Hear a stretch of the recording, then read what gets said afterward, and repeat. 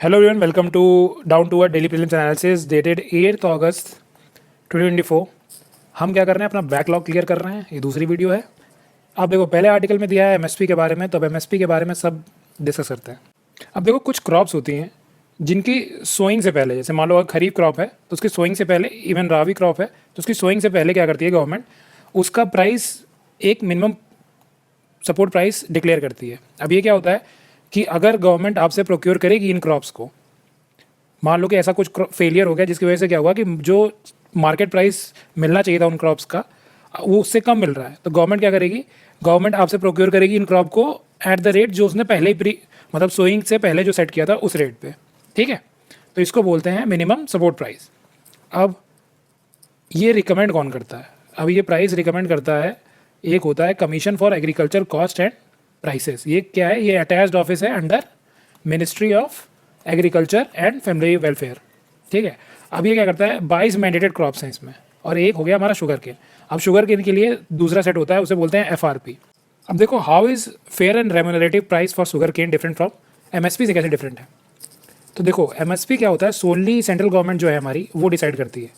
लेकिन एफआरपी के लिए क्या होता है कि इसमें अदर स्टेक होल्डर्स को भी इन्वॉल्व करना पड़ता है, जैसे कि जो मिल्स वगैरह होती हैं जहाँ पे इसका क्रशिंग होगा, उनको भी इन्वॉल्व करना पड़ता है प्राइस डिसीजन में। और मिल्स जो होती हैं ये लीगली बाउंड होती हैं एफआरपी को पे करने के लिए। ठीक है, और इवन स्टेट गवर्नमेंट जो है वो क्या कर सकती है, वो शुगर केन के लिए एफआरपी के ऊपर भी प्राइस सेट कर सकती है। लेकिन एमएसपी तब सेंट्रल गवर्नमेंट देती है जब मार्केट प्राइसेस क्या कहते हैं, गिर जाते हैं बहुत ज़्यादा, तब। ठीक है, तो शुगर केन का तो स्ट्रक्चर ही अलग हो गया। अब देखो, उसके अलावा जो 22 मैंडेटेड क्रॉप्स हैं वो क्या क्या है? 14 इसमें खरीफ क्रॉप है, 6 राबी, टोटल कितनी हो गई 20, प्लस 2 कमर्शियल। अब देखो दूसरा सीरियल वाइज, एक सीरियल हो गई, एक पाँच पल्सेस हो गई, कितना हो गया 12, और 7 ये हो गया 21 ऑयल सीड्स हो गई। तो ये सब याद रखना है नाम। नाइजर शायद प्रीलिम्स में आ चुका है, तो ये पूरा याद रखना है तुम्हें, ये तुम्हारा काम है। ठीक है, रॉ कॉटन भी है, रॉ जूट भी है। कोपरा क्या होता है? कोपरा बेसिकली जो हमारा कोकोनट होता है उसके अंदर का जो फ्लैशी पार्ट होता है उसको सुखा दो तो जो बनता है उसे बोलते हैं कोपरा। ठीक है, बाकी अब जो हमारा ये है कमीशन फॉर एग्रीकल्चर कॉस्ट, ये क्या करता है, ये रिकमेंड करता है, बट फाइनली कौन डिसाइड करता है प्राइस को? वो करता है हमारा cabinet committee on economic affairs, जो जिसका हेड कौन होता है? Prime minister. वो फाइनल प्राइस डिसाइड करता है, ये रिकमेंड करेगा, वो डिसाइड करेगा। अब देखो, अब रिकमेंड करने के लिए जो हमारा जो कमीशन था वो क्या क्या चीज़ें देखता है कि कॉस्ट ऑफ कल्टीवेशन क्या है, डिमांड सप्लाई क्या है, मार्केट का प्राइस ट्रेंड क्या है, इंटर क्रॉप मतलब जो हमने 22 क्रॉप्स बात की प्लस एक शुगर केन का, इनके में पैरिटी कितनी है, इन्फ्लेशन को देखता है, ये सब याद रखना है। एनवायरनमेंट देखता है, टर्म्स ऑफ ट्रेड मतलब कि एग्रीकल्चर और नॉन एग्रीकल्चरल सेक्टर में क्या डिफरेंस रहेगा, इससे करेंगे तो। बाकी अब देखो, जो प्रोडक्शन कॉस्ट होती है वो 3 तरीके से डिसाइड होती है। एक होता है A2, जो एक्चुअल हमने एक्सपेंसेस किए हैं, जो सीड्स लाई होगी, फर्टिलाइजर लाया होगा फार्मर ने। और एक होता है FL। अब देखो, FL में आता है अनपेड फैमिली लेबर। अब मतलब क्या है कि मान लो तुम्हारे फैमिली मेम्बर्स जिन्होंने भी फील्ड में काम किया, अब उनको तो तुम पैसा नहीं दे रहे हो ना, तो उनके लेबर की कॉस्ट भी इंक्लूड की जाती है। और तीसरा चीज़ इसमें किया जाता है वो होती है C2। अब C2 में क्या होता है कि A2 और FL तो रहेगा ही, प्लस जिस फील्ड को तुमने शो किया है उस पे अगर मान लो तुम उसको शो नहीं करते, मतलब बेसिकली जो भी कैपिटल एसेट्स तुमने यूज़ किए फॉर प्रोडक्शन ऑफ क्रॉप, उस पे अगर तुम उसको रेंट पे डालते तो तुम्हें कितनी कॉस्ट मिलती। ठीक है, तो ये हो जाता है C2। तो इन तीनों को मिला, ये तीनों जो होती हैं ये अलग अलग प्रोडक्शन कॉस्ट होती हैं। बट हमारा जो ये है कमीशन है, ये क्या करता है, ये रिकमेंड तो करता है इन दोनों को फैक्टर इन करके, क्योंकि C2 के अंदर तो ये A2 प्लस FL है, रिकमेंड इसके बेसिस पे करेगा। बट जब गवर्नमेंट डिसाइड करती है फाइनली, तो क्या करती है वो 1.5% 1.5 इंटू जो A2 और FL है सिर्फ इसके बेसिस पे प्राइस को सेट करती है। ठीक है, जबकि on the recommendation stage even जो हमारा जो कमीशन होता है वो दोनों को ही फैक्टर इन करता है, दोनों कॉस्ट को। ठीक है, लेकिन गवर्नमेंट सेट सिर्फ इनके बेसिस पे करती है। और जो हमारे MS स्वामीनाथन थे, फादर ऑफ ग्रीन रेवोल्यूशन, उन्होंने कहा था कि हमें एटलीस्ट C2 का 1.2 इंटू C2 करना चाहिए, मतलब 50% ऑफ C2 हमें देना चाहिए फार्मर्स को। लेकिन गवर्नमेंट क्या करती है, सिर्फ A2 और FL का देती है 1.5। ठीक है। अब एक चीज़ और लिखिए, MSP जो है वो स्टैट्यूटरी राइट नहीं है, मतलब कि अगर मान लो कि गवर्नमेंट चाहे तो ना भी दे, आप ये नहीं कह सकते यार कि मुझे चाहिए ही MSP। ठीक है।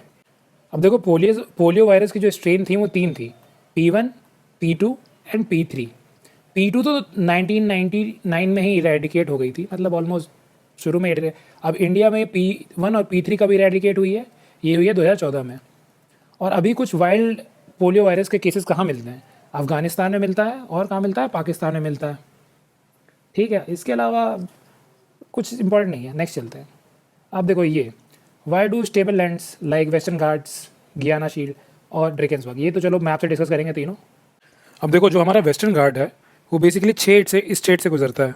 ठीक है। और ये कैसे बना हुआ है, इधर वाला जो एरिया है ना, ये नीचे सबमर्ज हो गया है, मतलब ये यहाँ से रिफ्ट हुआ, टूटा और नीचे सबमर्ज हो गया। तो ये क्या हो गया, इसको बोलते, ये क्या है, अब इस साइड वाला जो पोर्शन है ना, इधर वाला, ये बहुत ज़्यादा स्टीप है। मतलब ये ऐसे है कि अगर इसको इस तरीके से देखोगे तो ये बहुत स्टीप है, नीचे वाला तो नीचे चला गया समंदर में, तो ये बहुत स्टीप है। तो इसको बोलते हैं एस्कार्पमेंट। अगर ऐसा राइज होता है ना अचानक से बहुत ज़्यादा, तो इसको बोलते हैं एस्कार्पमेंट। और आर्टिकल में 2 टर्म ये दिए हुए हैं, कि एक दिया हुआ है आइसोस्टेसी।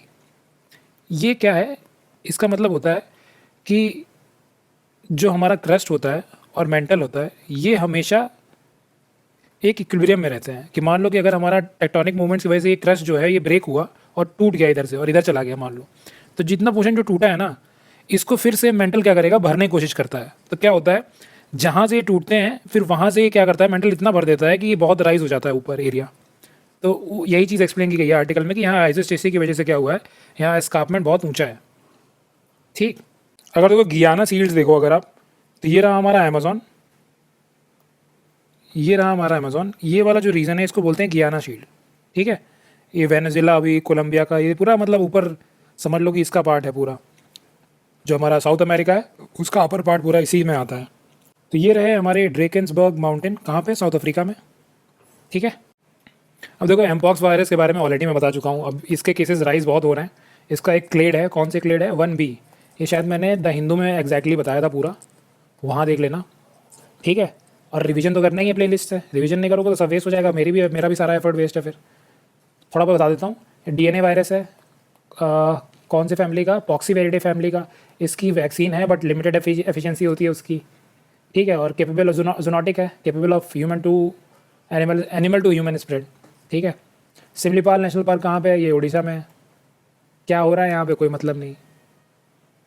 ये भी कुछ एंटार्क्टिका में वार्मिंग के बारे में, ये मैंने इंडियन एक्सप्रेस में बता रखा है एग्जैक्टली कि क्या हो रहा है वहाँ पे।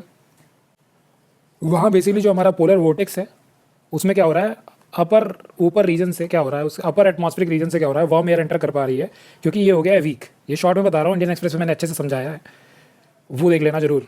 वीक हो गया है जिसकी वजह से क्या हो रहा है, यहाँ मेल्टिंग हो रही है। अब मेल्टिंग होगी तो देखो क्या होगा, आइस जो है उसका एल्बिडो हाई होता है, रिफ्लेक्ट करती है सनलाइट को। लेकिन अगर मेल्टिंग होगी तो क्या होगा, रिफ्लेक्ट नहीं कर पाएगी और वार्मिंग होगी।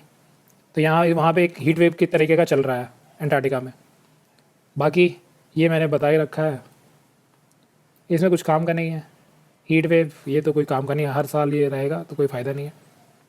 अब क्लाउड बर्स्ट क्या है, बेसिकली क्या हो, सडन रेनफॉल हो जाए और बहुत हैवी रेनफॉल हो जाए कम टाइम में छोटे एरिया में। ठीक है। टेक्निकली क्या होगा कि 100 mm/hour over a area of 20 to 30 square kilometre के एरिया पे 100 mm से ज़्यादा अगर बारिश हो जाए 1 घंटे के अंदर, तो उसे बोलते हैं क्लाउड बर्स्ट। ये बेसिकली हिमालयाज़ और ट्रांस हिमालयाज़, जो कि ऊपर वाले हिमालयाज़ होते हैं, उनमें एक्सपीरियंस हो रहा है।